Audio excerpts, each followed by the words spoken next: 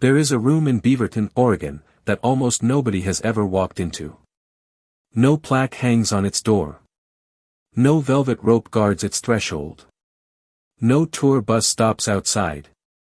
And yet, inside that room, on one specific summer afternoon in 1984, 10 seconds of pure, brittle silence rewired the entire economy of professional sports for the next 42 years. 10 seconds. That is the number. Not 10 years. Not 10 games. Not 10 championships. 10 seconds of a 21-year-old kid staring at the carpet, chewing the inside of his cheek, weighing a decision so quietly that even the marketing executives sitting across the table were afraid to swallow. And when that kid finally lifted his head and let one three-letter word fall out of his mouth, Michael Jordan was not yet a champion.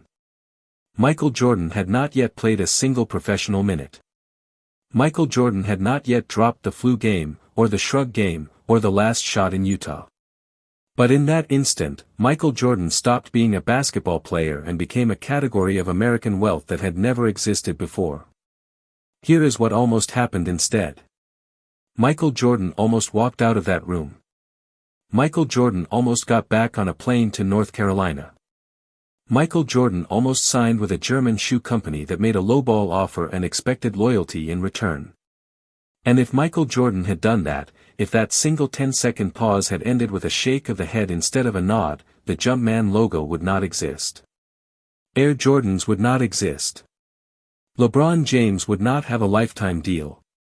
Wembanyama would not have a signature line waiting on the runway. The entire modern architecture of the Adidas brand would collapse into rubble like a demolished stadium. Nobody talks about the 10 seconds. Everybody talks about the 6 rings. Everybody talks about the 5 MVPs. Everybody talks about the tongue, the tears at the trophy, the fadeaway over Brian Russell. But the ring did not make Michael Jordan a billionaire. The MVPs did not make Michael Jordan a billionaire. The Hall of Fame speech did not make Michael Jordan a billionaire. 10 seconds of silence made Michael Jordan a billionaire, and almost nobody in sports history is willing to admit it, because admitting it means admitting the ugliest, most inconvenient truth about greatness in America: the biggest checks are never signed on the court. The biggest checks are signed in the pause before the yes. To understand how outrageous this moment was, rewind the tape. It is 1984. The NBA is not the NBA you know. The NBA is a bruised, coke-scarred, tape-delayed sideshow that most of America cannot be bothered to watch after 10 at night. Finals games air on a delay because nobody trusts the ratings. Half the league is fighting its own reputation. Endorsement money for basketball players is a rounding error compared to what tennis and golf are pulling in. Michael Jordan has just been drafted 3rd overall by the Chicago Bulls. Behind Hakeem Olajuwon. Behind, famously, Sam Bowie. Michael Jordan has an Olympic gold medal on the way and a national title at North Carolina in the trophy case. But Michael Jordan is, in the eyes of the sports business world, a promising rookie in a wounded league. Nothing more. Nothing yet. And here is a detail almost every retelling of this story quietly buries. Michael Jordan did not want Nike. Michael Jordan wanted Adidas. Not casually. Not as a maybe. Michael Jordan told his agent, David Falk, in flat, unblinking words, that Adidas was the only shoe Michael Jordan would ever put on a foot. Grew up in them. Loved the shape of them. Loved the culture around them. Converse was the other option, the safe option, the establishment option, the shoe of Magic and Bird and Julius Erving. But in Michael Jordan's mind, there were 2 brands on the planet, and Nike was not one of them. Nike, in 1984, was a running shoe company hemorrhaging money on a basketball division that could not sell a sneaker to save its own life. There was a man at Nike named Sonny Vaccaro who saw what nobody else in that building saw. Sonny Vaccaro looked at Michael Jordan on grainy college tape and did not see a rookie. Sonny Vaccaro saw a movement wearing a jersey. And Sonny Vaccaro walked into a meeting with Rob Strasser and, eventually, with Phil Knight himself, and made the most reckless pitch in the history of American sports marketing. Vaccaro did not want to sign 5 players. Vaccaro did not want to sign 3 players. Vaccaro wanted to take every single dollar Nike had budgeted for basketball and dump it on one 21-year-old kid from Wilmington, North Carolina. One kid. One bet. One shoe. Rob Strasser blinked. Phil Knight scowled. The numbers on the whiteboard did not add up. James Worthy, the highest-paid endorser in basketball at the time, had signed with New Balance for something like $150,000 a year, and Worthy was a proven finals MVP. What Vaccaro was proposing for a rookie who had never taken a professional dribble was 3, 4, 5 times that amount. Careers were going to end over a pitch like this. Mortgages were on the line. And still Vaccaro would not shut up. Because Vaccaro had seen the way college crowds moved when Michael Jordan walked into a gym. Vaccaro knew, the way you know a fire is hot without touching it, that the kid was different. The problem was, Michael Jordan would not get on the plane. Would not fly to Oregon. Would not sit in the room. David Falk begged. David Falk pleaded. David Falk called Michael Jordan every day for a week. Adidas or Converse. Those were the 2 answers. Nike was not a serious option in Michael Jordan's mind, and the meeting was, in Michael Jordan's mind, a waste of a perfectly good afternoon in North Carolina. And this is where the story turns on a hinge nobody expects. Because the person who forced Michael Jordan onto that plane was not David Falk. Not Rob Strasser. Not Sonny Vaccaro. Not Phil Knight. The person who forced Michael Jordan onto that plane was a woman named Dolores. Dolores Jordan. Michael Jordan's mother. And Dolores Jordan sat her 21-year-old son down and, in a voice only mothers can summon, told Michael Jordan that Michael Jordan was going to get on that plane, was going to fly to Oregon, was going to sit in that meeting, and was going to listen to what Nike had to say, whether Michael Jordan liked it or not. Michael Jordan, a man who would spend the next 15 years bending defenders to a will so ferocious that Kobe Bryant would grow up trying to imitate every twitch of it, could not say no to Dolores Jordan. Nobody could. Nobody ever has. So Michael Jordan got on the plane. Reluctantly. Michael Jordan showed up at the Nike campus. Reluctantly. Michael Jordan sat down in a conference room across from a group of executives holding folders damp with sweat. And then Nike did something no shoe company had ever done for an athlete before. Nike did not offer Michael Jordan a shoe. Nike did not offer Michael Jordan a check. Nike offered Michael Jordan a piece of the future. They rolled tape. Highlights of Michael Jordan cut to the Pointer Sisters jump. A montage that made grown executives forget how to blink. They walked Michael Jordan through a vision that did not exist in the sports world yet, a vision so audacious that even Michael Jordan, who had spent his life imagining bigger versions of himself than the world was willing to imagine, needed a minute to process it. It was not Michael Jordan wearing Nikes. It was Michael Jordan wearing Michael Jordans. His name on the box. His silhouette on the tongue. His story, his flight, his personality, bottled and sold to every kid on every playground in America. The offer, on paper, was 5 years, roughly $2.5 million, plus royalties on every pair sold. In 1984 money, this was a nuclear event. This was more than triple what James Worthy was making, before you even counted the royalties. And here is where most people, watching this story from the outside, miss the whole entire point. The $2.5 million was not the miracle. The $2.5 million was the appetizer. The royalties were the meal. The royalties were the reason Michael Jordan is, right now in 2026, still making more money in his sleep than most Fortune 500 executives make in a lifetime. But at that moment, Michael Jordan did not know that. Michael Jordan, sitting in that conference room, did not see royalties. Michael Jordan saw a shoe company that was not Adidas. And Michael Jordan turned to David Falk and asked, in the quiet, conflicted way a young man asks when he is trying to talk himself out of the right decision, whether Adidas could match. David Falk had been down that road. David Falk had begged Adidas. Adidas, mired in a leadership vacuum after the death of Adi Dassler's son, could not or would not move. Adidas had offered Michael Jordan a fraction of the Nike deal and expected Michael Jordan to say thank you. David Falk looked at Michael Jordan across the table and delivered the sentence that snapped the trap shut. "This is the deal," David Falk said. "This is the only deal."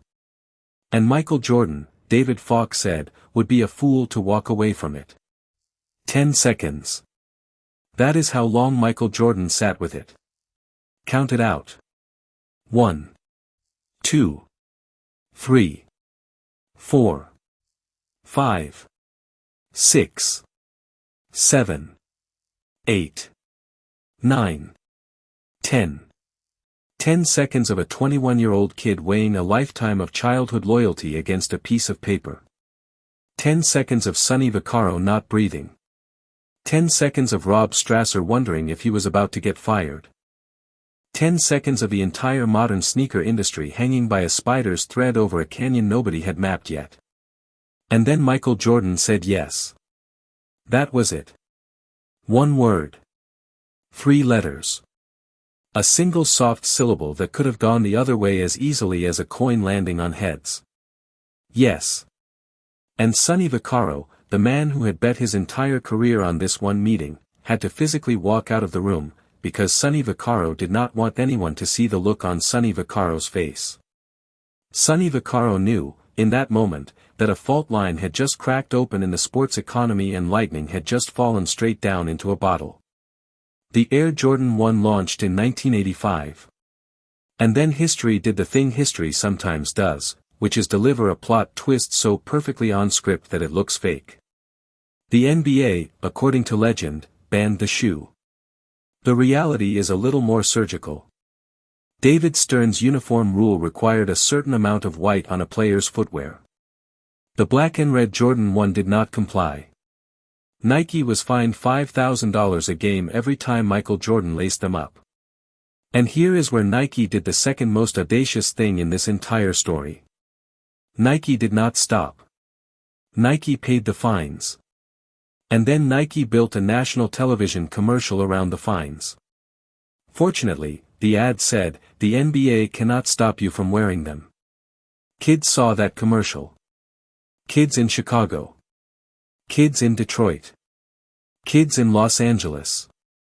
Kids in tiny towns in Idaho who had never seen an NBA game live in their entire lives. And what those kids heard was not a shoe company complaining about a fine. What those kids heard was a rebel yell.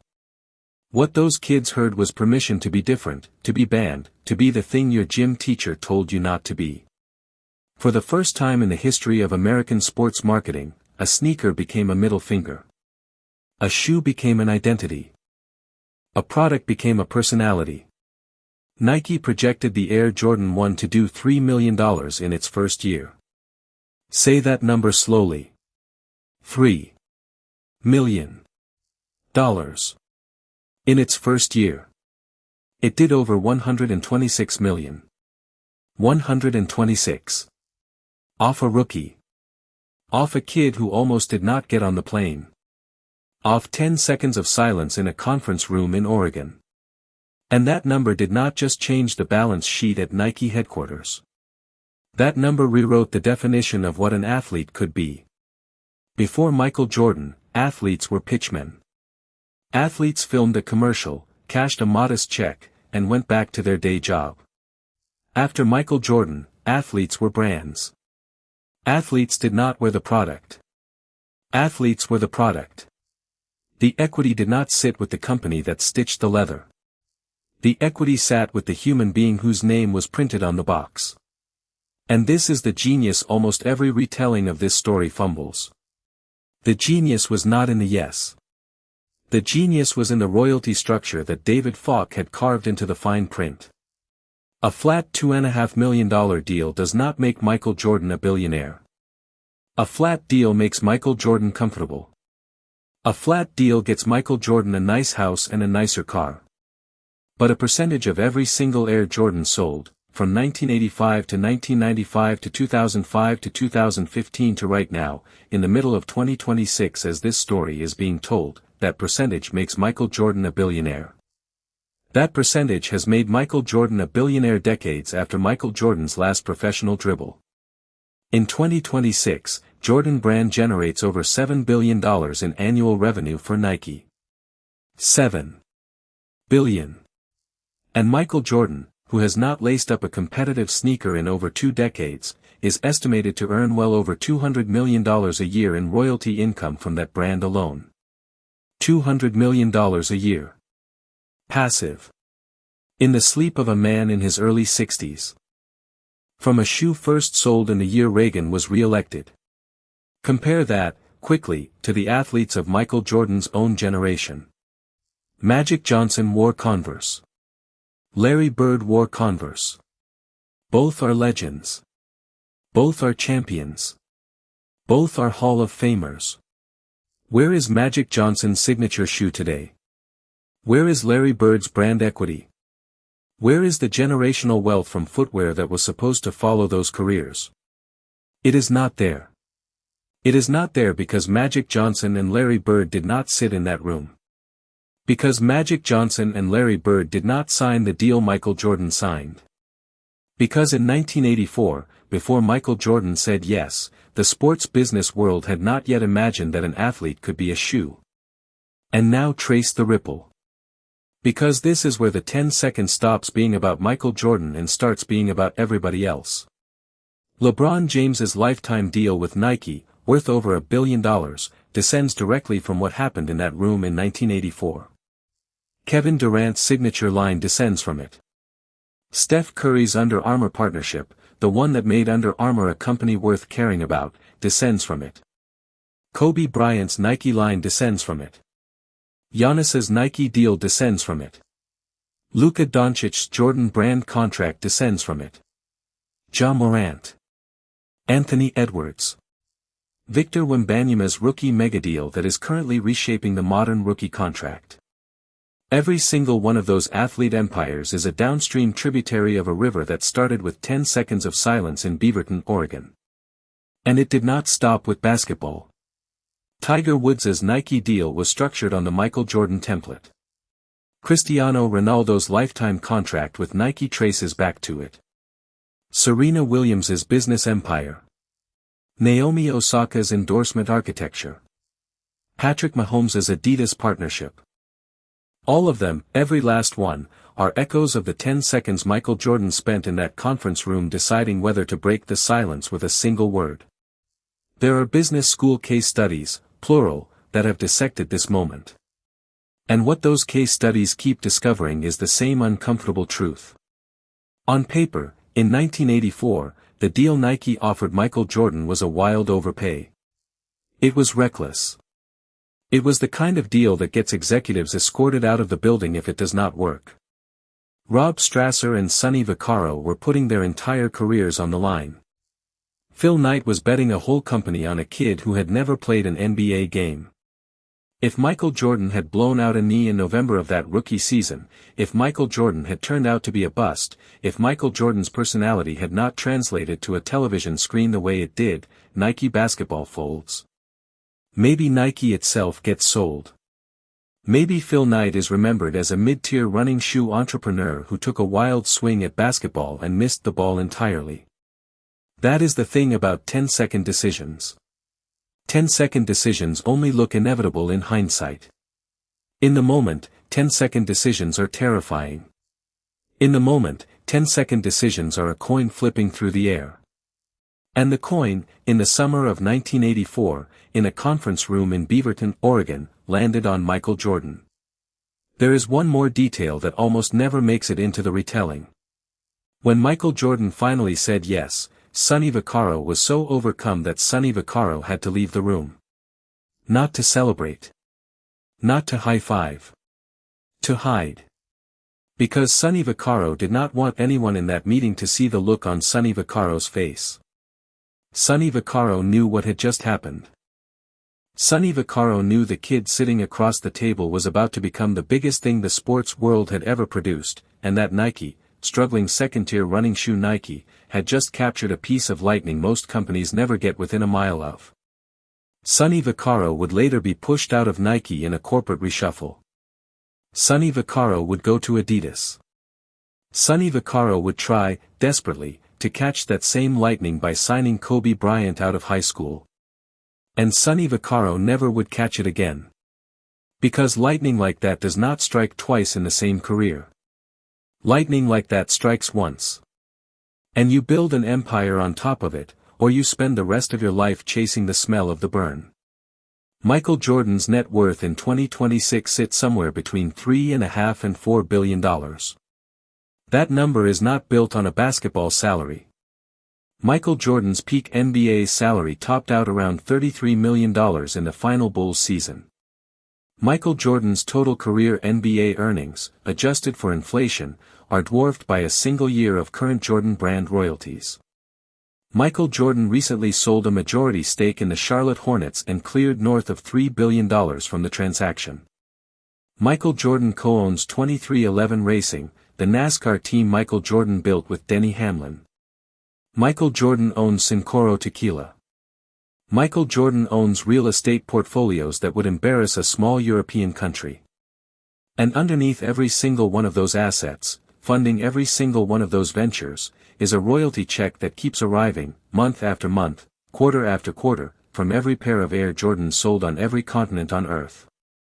And here is the wildest, most vertigo-inducing part of the whole thing. Michael Jordan almost said no. Michael Jordan almost got back on the plane. Michael Jordan almost signed with Adidas. Michael Jordan almost lived a completely different life. Michael Jordan would still have been a champion. Michael Jordan would still have been an icon. Michael Jordan would still have the rings, the highlights, the shrug, the tongue, the fadeaway.